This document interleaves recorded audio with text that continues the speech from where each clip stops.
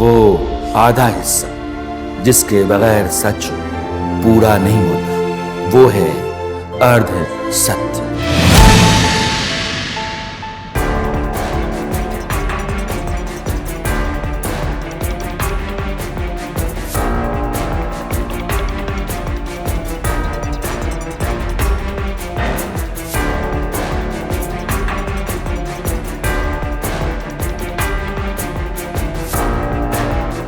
नमस्कार, मैं Rana Yashwant India news पर आपका स्वागत करता हूं और आप देख रहे हैं अर्ध सत्य। मैं किसी गांव कस्बे में नहीं हूं, किसी छोटे शहर में नहीं हूं। इस देश की राजधानी दिल्ली में हूं। ये दिल्ली का वो मोहल्ला है जहां बहुत बड़ी आबादी रहती है। वहां की यह गली है और इन गलियों में हजारों की तादाद में यूपीएससी की तैयारी करने वाले बच्चे रहते हैं। यह भीड़ जो है 19 स्टूडेंट्स की है। अभी हाल ही में एक लाइब्रेरी के भीतर पानी के घुस जाने से 3 स्टूडेंट्स की मौत हो गई थी। उसके बाद से यह सवाल दिल्ली में बड़ा होने लगा है, उसकी पड़ताल होने लगी है कि किन तरह के हालात में कोचिंग इंस्टीट्यूट चलते हैं। लेकिन सवाल ये है कि जिन हालात में कोचिंग इंस्टीट्यूट्स हैं, उनकी बिल्डिंग्स हैं, वहाँ जो बेसिक फैसिलिटीज़ होती हैं वो हैं, उनसे कम खतरनाक स्थितियाँ उन मकानों की नहीं है जिन मकानों में बच्चे रहते हैं। इसलिए आज पड़ताल कोचिंग इंस्टीट्यूट्स, उनकी सहूलियतों, सुविधाओं और उन मोहल्लों की जिन मोहल्लों में हजारों की तादाद में यूपी से स्टूडेंट्स रहते हैं जो कल आईएएस, आईपीएस, आईआरएस बनते हैं।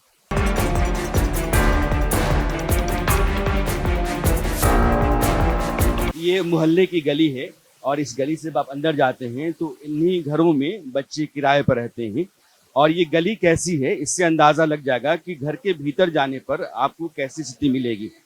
आप सिर्फ देखते रहिएगा। ये दुकान है और यहाँ बच्चे कभी कभार भूख लग जाए तो आएंगे, नूडल्स खाएंगे। तो साफ सफाई की जो स्थिति है आपको दिख जाएगी। मुझे बोलने की जरूरत है ही नहीं, आप बस देखते रहिए। कैमरा आज बोलेगा और कैमरे की भाषा आप समझते हैं। इसलिए यहाँ रहने वाले जो बच्चे हैं यहीं वो खाते हैं। यहीं छोटे छोटे कमरों के भीतर होटल्स भी हैं, रहने की जगह भी हैं और ये इसी गली से होकर के उनको जाना है। ये तार देख लीजिए, सर के ऊपर से तार गुजरता है और ये जाने का रास्ता है। एक बदबू है लगातार जो आती रहती है यहाँ, मतलब आपको नाक दबा करके ही जाना पड़ेगा अगर आदत नहीं है आपको इस तरह की गलियों में रहने की। नाक की भी अपनी एक खूबी है कि जब आप सड़ान में रहने लगते हैं तो धीरे धीरे उस सड़ान को वो कबूल लेती है, फिर वो गंध नहीं आती है। लेकिन मैं अभी आया हूँ तो मुझे बहुत तेज गंध आ रही है सड़ान की, और ये पानी सड़ा हुआ है, मच्छर है और इसी रास्ते से बच्चे आएंगे। सर मैं इसी पे रहता हूँ, सेकंड फ्लोर पे।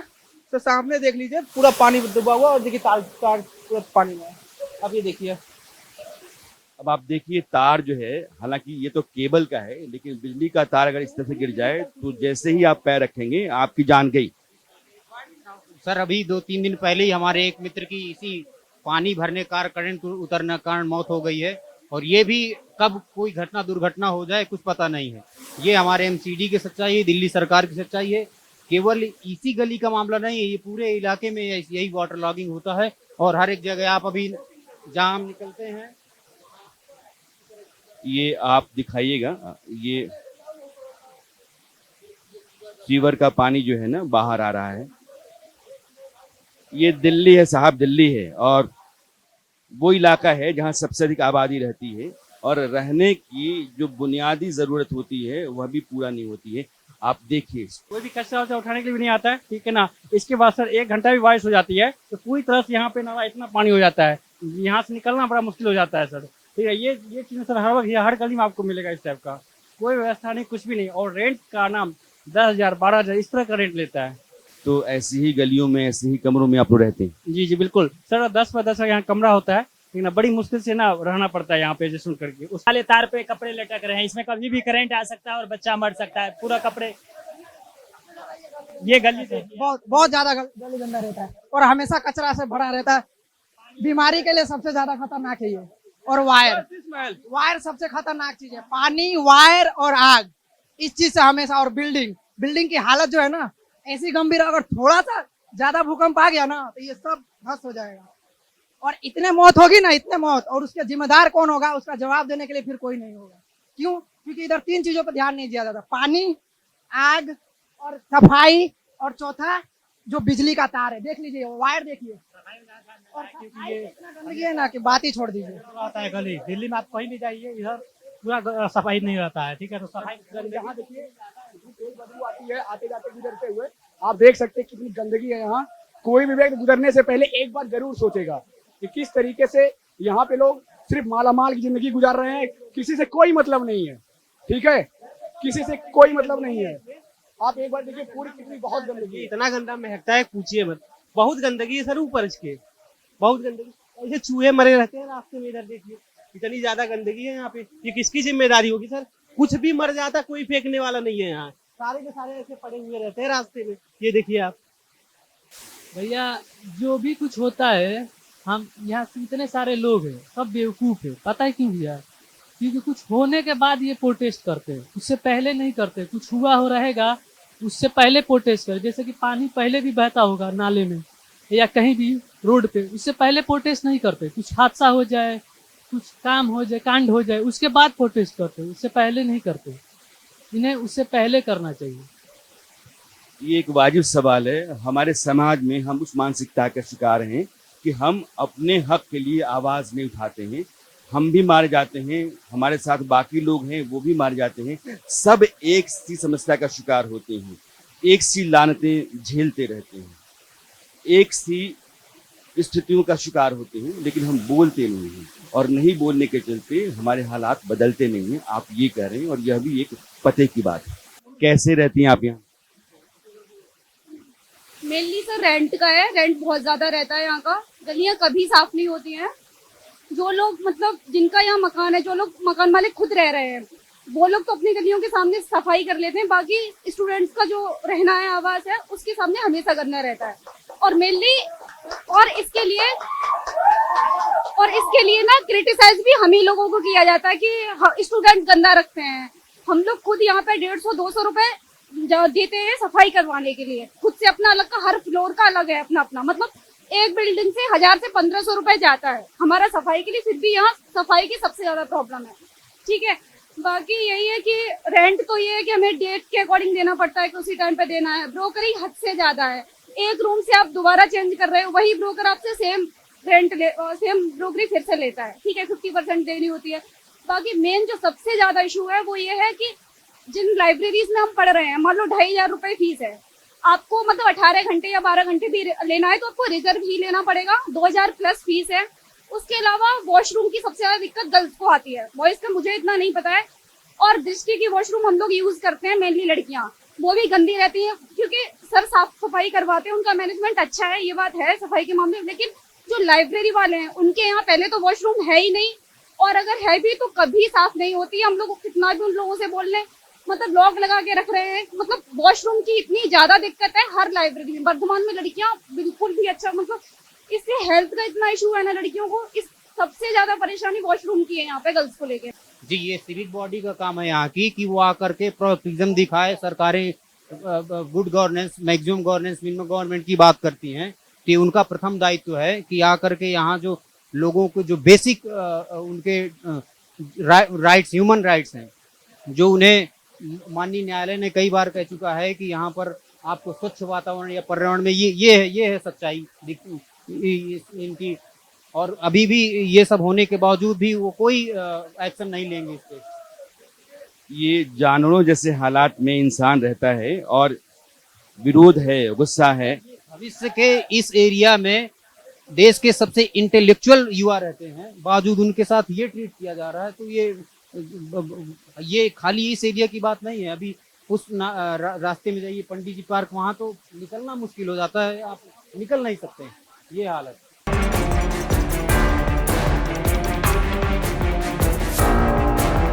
क्या दिक्कतें होती हैं? लाइब्रेरियों की जो हालत है वो बहुत ख़राब है।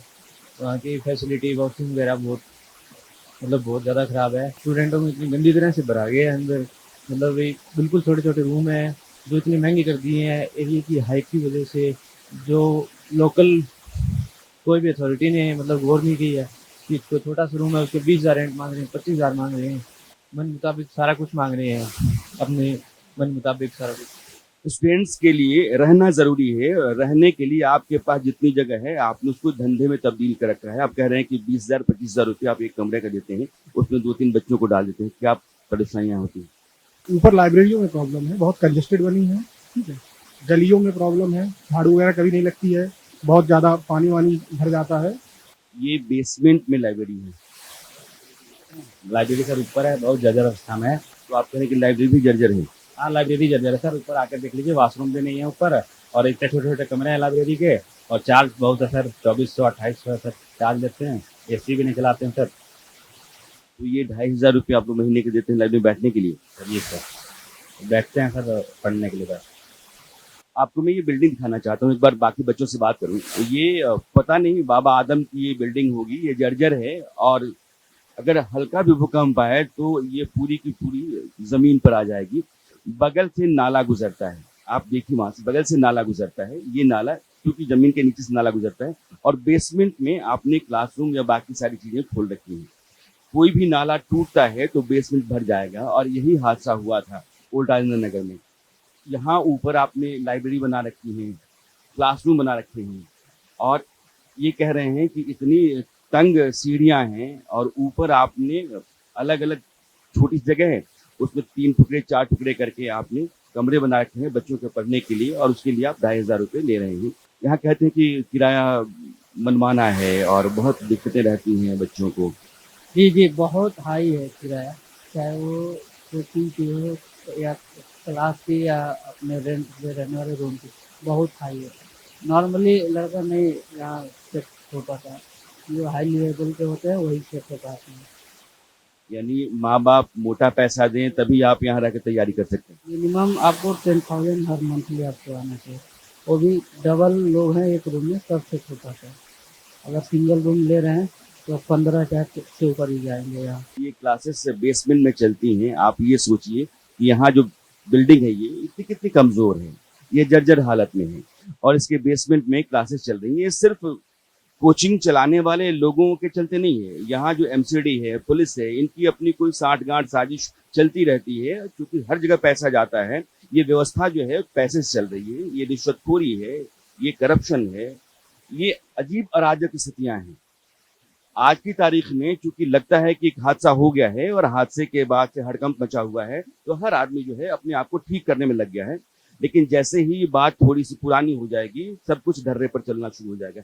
इसी बेसमेंट में क्लासेस चलेंगी और ऐसे ही जर्जर हालत में बच्चे पढ़ते रहेंगे, और जिंदगी ऐसी ही चलती रहेगी तब तक जब तक फिर कोई हादसा नहीं होता है और जान नहीं जाती है। ये व्यवस्था हमने खड़ा कर रखी है। क्या दिक्कतें हैं? दिक्कतें ये है, जो अभी आपदा हुई है वो तो चल ही रहा है, और दूसरा हम सभी छात्र का एक परेशानी है, जो हम तो एक खुद के पैसे से रेंटर बन के पैसे दे, और जो रूम दिला रहा है उसको भी 50% दे। 10,000 किराया और 5,000 जो बिचौलिया रूम दिला रहा है उसी का रूम भी है, वो उसे भी पैसा दो। और हम मध्य वर्ग के फैमिली से सभी छात्र आते हैं, इतना कहाँ से दे पाएंगे। और जब आप कमरा कभी देखिएगा, अगर आपके पास वक्त हो तो मैं ले चलूंगा कमरे में, आपको घुटन होगा कमरे में, आपको घुटन होगा। वो 25 गज के कमरे में आप रह नहीं सकते। हम सब छात्र हैं, छात्र को जानवर की तरह यहाँ के मकान मालिक और प्रॉपर्टी डीलर देखता है, और कभी कुछ शिकायत लेके जाते हैं, बात इस तरह से बदतमीजी से पेश आता है कि हम सब चुप होकर चले जाते हैं। सिर्फ इसलिए चुप हो जाते हैं क्योंकि विभिन्न राज्यों से हम लोग आते हैं और हमें यहाँ पढ़ना है, इसलिए हम दब के रह जाते हैं, और ये हमें निरंतर शोषित करते हैं। सिर्फ ये नहीं है आज का, ये आए दिन शोषित होते रहते हैं। कभी लाइब्रेरी वाले, कभी कमरे वाले। लाइब्रेरी वाले का ये हालत है, 25 से 3,000 लेता है, 15 सीट है, और जब दोनों साइड से जब चेयर बैठता है छात्र तो निकलने की भी उसमें कोई जगह नहीं है। और लाइब्रेरी से अगर कभी आपका कुछ भी चोरी हो जाए, कुछ भी कैमरा चेक नहीं होता, और आप जाए कहने तो उसमें कहेगा मैं क्या करूं। और एडमिशन लेने से पहले इतनी बातें करता है, ये सुविधा वो सुविधा, और जब चोरी हो जाता है उसका कोई जवाबदेही नहीं है, और हम छात्र चुप मौन होके रह जाते हैं। यहाँ जितना भी लाइब्रेरी का ऑनर है, आप उसका ऑफिस जाके देखिए और हमारे लाइब्रेरी जाके देखिए। यहाँ कम से कम वर्तमान पे 50 लाइब्रेरी होगा, और महिला के लिए मात्र 1 वॉशरूम, पुरुष के लिए 1 फ्लोर 2 फ्लोर पे 2 वॉशरूम जिसमें गेट भी नहीं है, और गलती से इमरजेंसी में ज्यादा वॉशरूम आ जाए तो वो नहीं, वो रूम पे जा करना पड़ेगा, और फीस 3,000 2500। कहाँ का ये न्याय है? सिर्फ इसलिए ना जो हम विभिन्न राष्ट्र यहाँ पढ़ने आए हैं, इसलिए तुम सब शोषित कर रहे हो। अगर मैं इन बच्चों की मानूं कि वो खटाल हैं, यानी कि आपने खूंटे से मवेशी को बांध के रखा है कि तुम्हारा दायरा यही है, इसी के भीतर में तुमको खाना है और यहीं रहना है, ठीक वैसी इनकी जिंदगी है। तुम्हारा दायरा इतना है, इसमें तुमको बैठना है, ये तुम्हारा खुला एक वॉशरूम है, कहीं कहीं नहीं भी है, और घर के भीतर भी वो खाट रखने भर की जगह होती है, इसके अलावा कुछ नहीं होता है। ऐसी जिंदगी दे करके आप अगर सीना चौड़ा करके प्रवचन देने जाते हैं तो लानत है। इस बिल्डिंग के बाहर ये जो पार्किंग लॉट है, इसके नीचे जमीन के नीचे क्लासेस चलती हैं, बेसमेंट क्लासेस मनाही है, इलीगल है, फिर भी क्लासेस चलती रही हैं। अब जब हादसा हुआ है तो सील कर दिया गया है। आप समझिए कि इस सीढ़ी से आप नीचे उतरते हैं और एक दरवाजा है और वो बंद हो जाए तो सारे स्टूडेंट्स जो इस पूरे परिसर के भीतर नीचे बेसमेंट में पढ़ रहे होते हैं, पड़ोस में नाला है और वो नाला अगर फट जाए तो उस बेसमेंट में पानी तुरंत भर जाएगा और एक और हादसा हो सकता है जैसा ओल्ड राजेंद्र नगर में हुआ। ये स्थितियां एमसीडी के होने के बावजूद, यहाँ के विधायकों सांसदों के होने के बावजूद, यहाँ के बाकी जवाबदेह जिम्मेदार लोगों के होने के बावजूद बनी हुई हैं, खतरनाक हैं, जानलेवा हैं। और मैं फिर कहता हूँ कि जैसे ही हालात सामान्य हो जाएंगे यह धंधा फिर से चल पड़ेगा।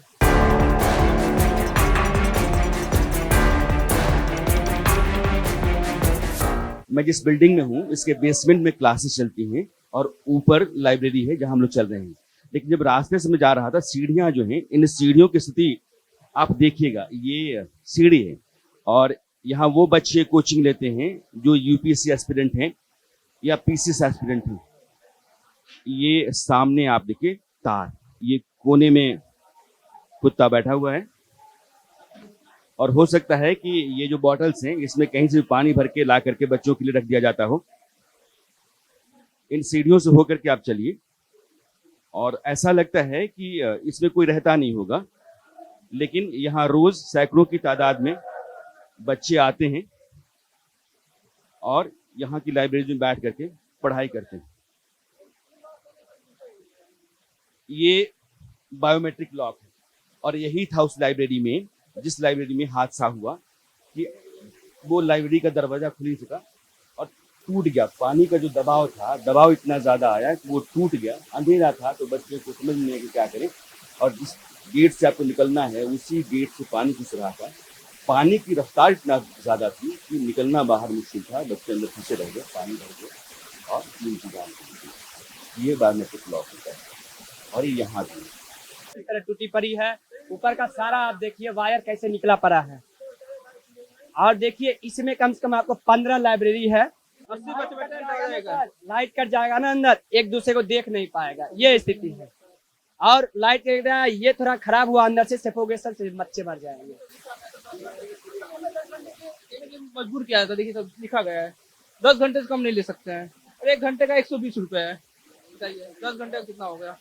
1200 रुपए तो देना ही देना है। ये जो छोटे छोटे कमरे हैं उनको आपने लाइब्रेरी बना रखा है, दरबा बना रखा है, यानी कि बच्चे के बैठने भर की जगह है। उसके अलावा आपने उसको उठने निकलने की कोई जगह दे ही नहीं रखी है। और आप देख रहे हैं अंधेरी गलियां हैं, ये कॉरिडोर है और पूरा अंधेरा है। ऐसा लगता है कि यहाँ इंसान कभी रहता नहीं होगा, लेकिन यहाँ सैकड़ों की तादाद में बच्चे आते हैं, पढ़ते हैं। और ये लाइब्रेरी इन लोगों ने बना रखी, कहने के लिए लाइब्रेरी है, लेकिन दरअसल ये ऐसी जगह है जहाँ से आप पैसा बनाते हैं और बच्चों के लिए बस बैठने भर की जगह दे रखी है आपने। इतना ही है, नाम आपने लाइब्रेरी दे रखा है। ये कोचिंग इंस्टीट्यूट्स की तरफ से पैम्पलेट्स बांटे जाते हैं और क्या लिखा हुआ है? Students are considered as future of the nation, don't play with their life. और यहाँ क्या चल रहा है ये देखिए, ये कॉरिडोर है, इस कॉरिडोर में लाइब्रेरीज हैं। ये लाइब्रेरी है इनकी और कहीं से कोई खिड़की नहीं होती है, एक एग्जिट है और इसी में 70 बच्चे अंदर बैठ रहे हैं। अगर कुछ हो जाए तो फिर 70 बच्चों के लिए भागने का रास्ता यही है और बायोमेट्रिक लॉक है, यानी कि चाह करके भागना चाहें तो तब तक नहीं भाग सकते हैं जब तक जिस आदमी की उंगली से वो लॉक ऑन ऑफ होता है वो ना आ जाए।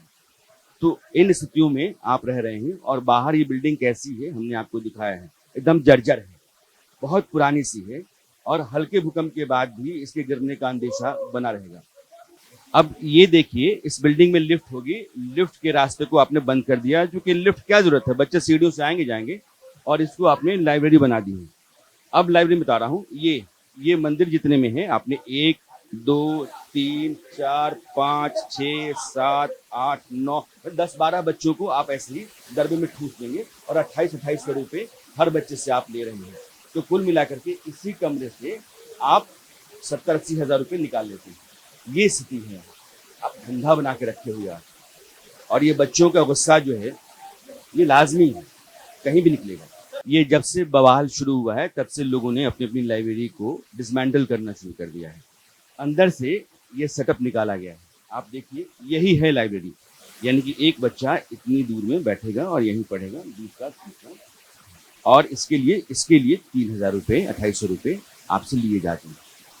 इस तरीके से एक लाइन लग गई, फिर छोटी जगह छोड़ दी, फिर एक लाइन लग गई, फिर थोड़ी जगह छोड़ दी, एक लाइन लगी। तो 8 फीट और 8 फीट के भीतर आपने लगभग 1 2 3 4 5 6 ये मान लीजिए 12 फीट और ऐसे 8 फीट, तो 12 फीट बाई 8 फीट के एक छोटे से कमरे में आपने 30 बच्चों को डाल दिया।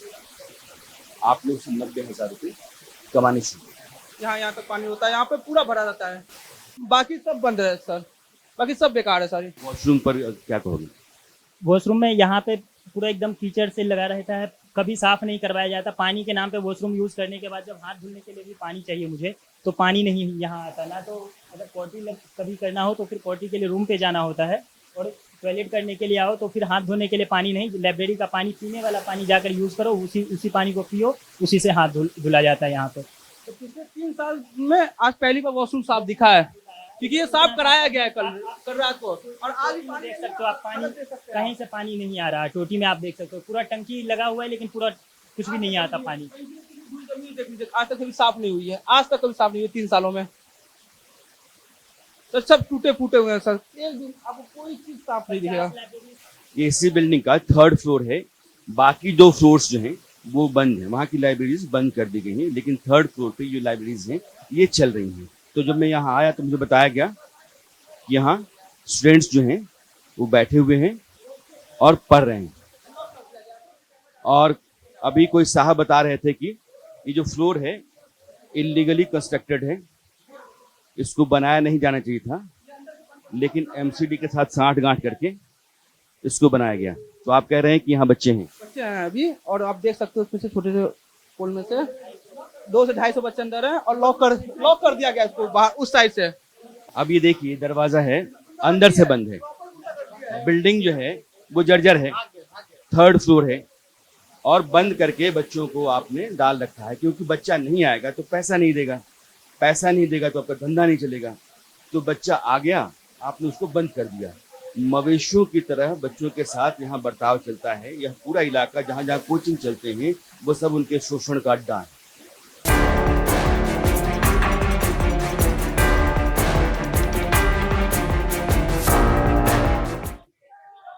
अब ये एक स्टूडेंट हैं और ये कह रहे हैं कि 15,000 रुपये मैं देता हूँ, आपको मेरा कमरा देखना चाहिए।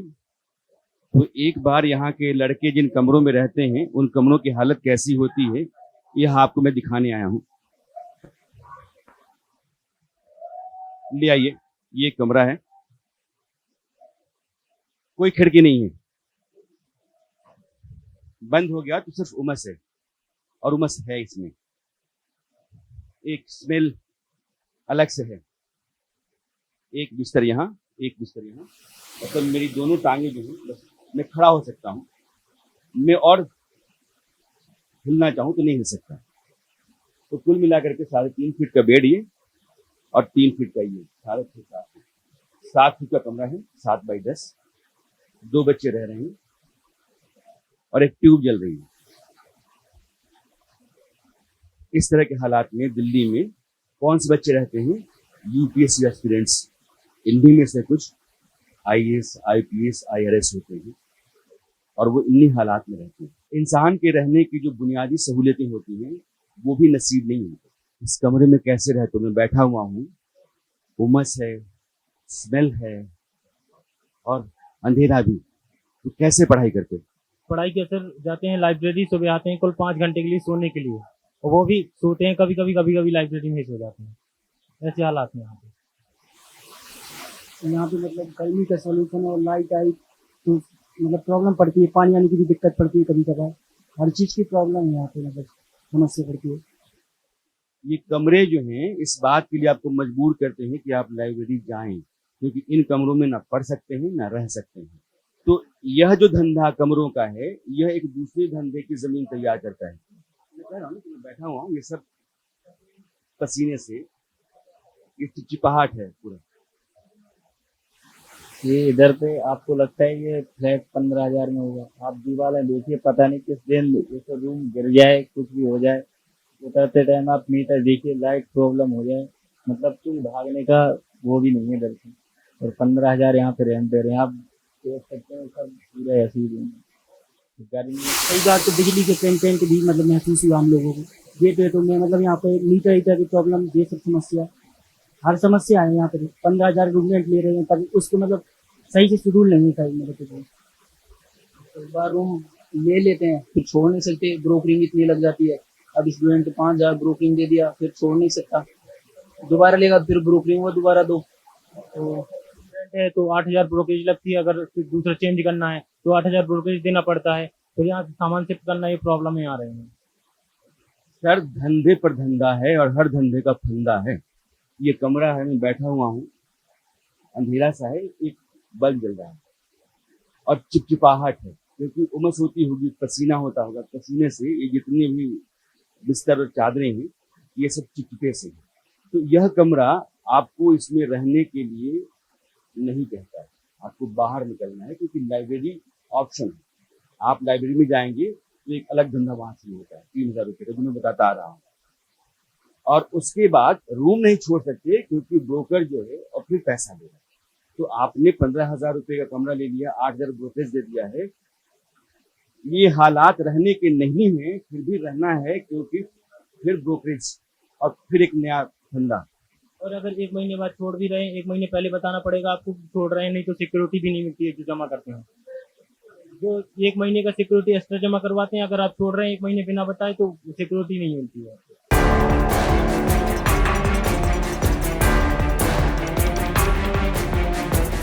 ये एक दूसरी बिल्डिंग है जिसमें बच्चे रहते हैं, और यहाँ भी कमरे जो हैं वो आपको दिखाना चाहता हूँ। आपके घर का जो किचन होता होगा शायद वो भी इससे बड़ा है, लेकिन इसमें एक बच्चा रह रहा है। और स्थितियां कैसी हैं आप देख लीजिए। बीमार आदमी हो जाएगा अगर महीने, 2 महीने, 3 महीने रहता है तो। 6-5 में एक बच्चा रह रहा है। और कितना किराया है इसका? 8,000 रुपये। बिजली अलग, पानी का अलग, बिजली का अलग। 8,000 रुपये आप इस कमरे के, जिसमें सिर्फ सोने भर की, उतरने भर की जगह है, आप देते हैं।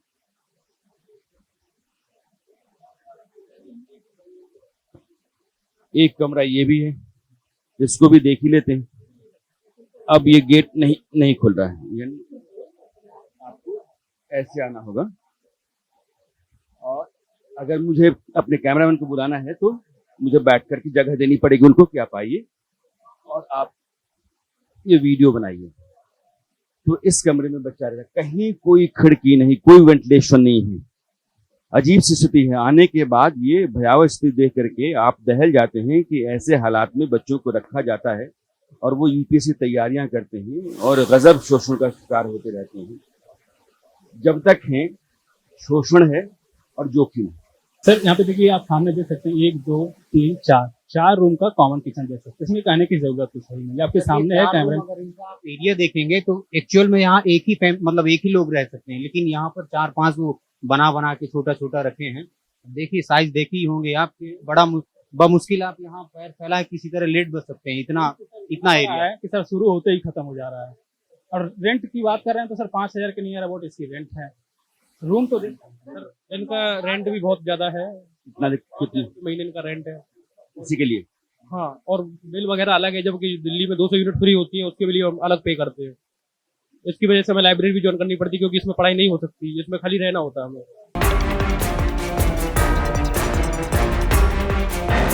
अब ये एक कमरा है। इस मोहल्ले में मकान मालिक नहीं रहते हैं, इस मोहल्ले में स्टूडेंट्स रहते हैं जो यूपीएससी की तैयारी करते हैं, और उन लोगों ने दरबेनुमा मकान बना रखे हैं ताकि जितना ज़्यादा हो सके वो पैसा कमा सके। अब आप ऐसे ही आएंगे, मैं कमरे में आपको ले चल रहा हूँ। एक कमरा ये है, और आप किसी भी कमरे में आएंगे, वो सीलन की जो गंध होती है वो सब जगह आप पाएंगे। ये कमरा है, कहीं कोई दरवाज़ा नहीं, विंडो नहीं, यहाँ तो दरवाज़ा भी नहीं है, सीधे मेन गेट है। और इसमें बच्चे 2 रहते हैं। इसका 15,000 किराया है ना? इसका रेंट 15,000 रुपये है। हम 2 लोग रहते हैं, 7,500 देते हैं, 7,500 रुपये देते हैं।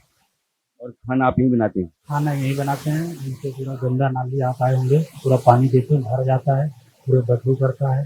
रात में जान लीजिए हम लोग मास्क लगा के सोना पड़ता है, बदबू के चलते ये हाल है। क्वालिटी ऑफ लाइफ एकदम मर चुकी है। बस ये एक मजबूरी है, जाए कहाँ। मजबूरी ये है कि व्यवस्था के अनुसार कोचिंग नहीं चल रही है। व्यक्ति में दिक्कत नहीं, दिक्कत सिर्फ व्यवस्था से। व्यवस्था ऐसी बन गई कि हमें रहना है, हम कहाँ जाएंगे। हमारे पास कोई ऑप्शन नहीं, न स्वच्छ हवा का, न स्वच्छ पानी का, न स्वच्छ खाने का, किसी भी चीज़ का यहाँ पे कोई वैल्यू नहीं है। यहाँ पे सिर्फ आप एक जनगणना के लिए होता है कि जनगणना होगी, उसके लिए आप पैदा हुए हैं, मृत्यु दर जन्म दर में सिर्फ गठित होने के लिए। आंकड़ों के हिसाब से बस आप एक नए हिस्सा होंगे किस चीज़ का। आप यहाँ पे कुछ भी हो जाए, क्या हो जाए, कोई फर्क नहीं पड़ता सर। स्लीप साइकिल, हर एक चीज़ बायोलॉजिकल जो बॉडी क्लॉक होता है, सब कुछ यहाँ पे गड़बड़ हो जाता है। हम अपने गांव देहात से जहाँ आते हैं वहाँ स्वच्छ हवा सब कुछ मिलता है, लेकिन यहाँ पे बहुत कुछ चीज़ों से लड़ना पड़ता है। आप कहते हैं कि हम इंसान नहीं हैं, हम देश की आबादी में एक गिनती हैं, और हमारे हालात जो हैं वो जानवरों के जैसे हैं। यहाँ खाना बनाना है, इस हालात में इसमें रहना है, तो उन लोगों को सोचना चाहिए जो यहाँ के सांसद हैं, विधायक हैं और नगर निगम के ओहदेदार अधिकारी हैं। ये पार्षद एमसीडी काहे को है, जब इन नौजवानों को यहाँ की व्यवस्था पर ही संदेह है और व्यवस्था का शिकार हैं वो, और इनकी जो स्थितियाँ हैं, इनके जो हालात हैं व्यवस्था के चलते ही हैं।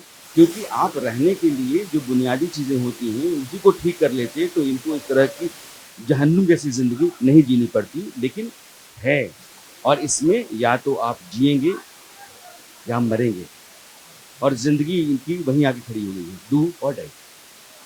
रील्स पे, इन सब चीज़ों पे, यूट्यूब पे इतना सक्सेस को ग्लोरीफाई किया जाता है कि आप जाएंगे वहाँ ऐसा हो जाएगा। मैं अपने छोटे भाई बहनों से कहूँगा, आँख खोल के सब कुछ छोड़ के सब दिल्ली की तरफ आएँ। ऐसे आँख बंद करके न चले आए कि चलना है वहाँ सीधा IAS होने आए। वो सब कुछ जांच में अपने सीनियर, अपने भाई बहनों सबसे बात करके उसके बाद इधर आए। यहाँ की व्यवस्था बहुत ही लचर है। बस ये है कि सब इंतज़ार कर रहे हैं कोई एक बड़ा हादसा है, तब हम कुछ इससे एक्शन लेंगे। हिंदुस्तान के छोटे छोटे शहरों गाँव के लड़के IAS IPS बनने का सपना लेकर के दिल्ली आते हैं, और वो कोचिंग इंस्टीट्यूट जो अपनी बड़ी बड़ी ब्रांडिंग करते हैं वो उनको अपनी तरफ खींचते हैं, और कोचिंग इंस्टीट्यूट में लाने के बाद से उन बच्चों को शोषण का शिकार बनाया जाता है। चाहे वो कोचिंग इंस्टीट्यूट्स की लाइब्रेरीज हों या क्लासेस हों, या फिर ये मकान मालिक हों, मकान की जो स्थितियाँ हैं, सहूलियतें, सुविधाएँ हैं, और जिन हालात में बच्चे रहते हैं। एक नारकीय स्थिति है जो लगातार वो झेलते रहते हैं, एक फांस है जिसके बाहर वो निकल नहीं पाते हैं। और इस तरह के हालात हैं कि हादसा जो पिछली बार गुजर गया है वैसा कभी भी हो सकता है, और व्यवस्था जो है वो कान में तेल डाल करके आराम से सोई रहती है। यानी कि एक हादसे के बाद दूसरे हादसे का हम इंतजार करते हैं। इस इंतजार के बीच में यह जैसी तैसी व्यवस्था है वो अपना चलती रहती है। सवाल हम उठा लें, सवाल ये लोग उठा लें, लेकिन आज की तारीख में कोई खड़ा भी हो जाएगा, कल फिर जा करके वो अपने धंधे पर लग जाएगा, और उसने जो रास्ता बना रखा है वो रास्ता फिर से उसका रवा हो जाएगा। वो आधा हिस्सा जिसके बगैर सच पूरा नहीं होता, वो है अर्ध सत्य।